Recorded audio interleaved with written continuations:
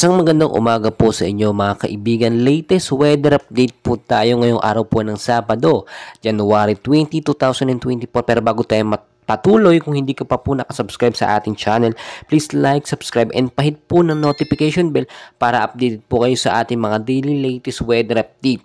So, ang hypnosis pa rin po natin ngayong umaga po ng Sabado, northeast monsoon pa rin po ang nakakaapekto sa ilang bahagi po ng northern at central zone. So, mainit na panahon po mararanasan natin ngayong umaga, especially hanggang tanghali po yan. Pero pagdating po ng hapon, maging mapagmatsyag po kayo at bantayan nyo po yung lugar na kung saan kayo naroroon dahil narito na nga po sa area ng Cagayan Valley, Cordillera, at ilang bahagi po ng Ilocos region, maulap na panahon po mararanasan dyan, bandang hapon po. Especially mga 6 hanggang alas 9 po ng gabi. Posible po magkaroon ng mga isolated rainfall shower, o light rains, mahina pag-ulan, dala po yan ng northeast monsoon.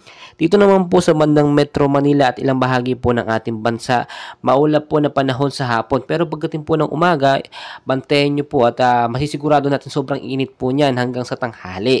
At pagdating ng hapon hanggang sa gabi, posibleng magkaroon ng moderate to light rains po, mahina hanggang sa posibleng lumakas po. Kaya maging mapagmatsyag po rin po tayo, maging mapagbantay, dala naman po yun ng eastern lights at mga localized thunderstorm. Mga kapatid, ulitin ko lamang po, wala pong bagyo sa loob ng ating Philippine Area of Responsibility.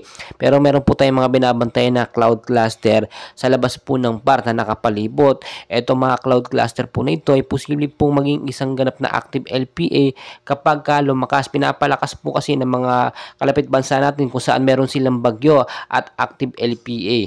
But as of now, wala namang bagyo, kaya maging ready pa rin tayo kahit papaano. Especially sa mga localized thunderstorm, yan po talagang ating patuloy na binabantayan. So as of now, tinasabi ko po sa inyo, bago kayo umalis, know the weather, alamin nyo muna. At especially, lagi kayong maging handa, magdala ng payong jacket o kaya ng mga kapote panlaban po sa ulan.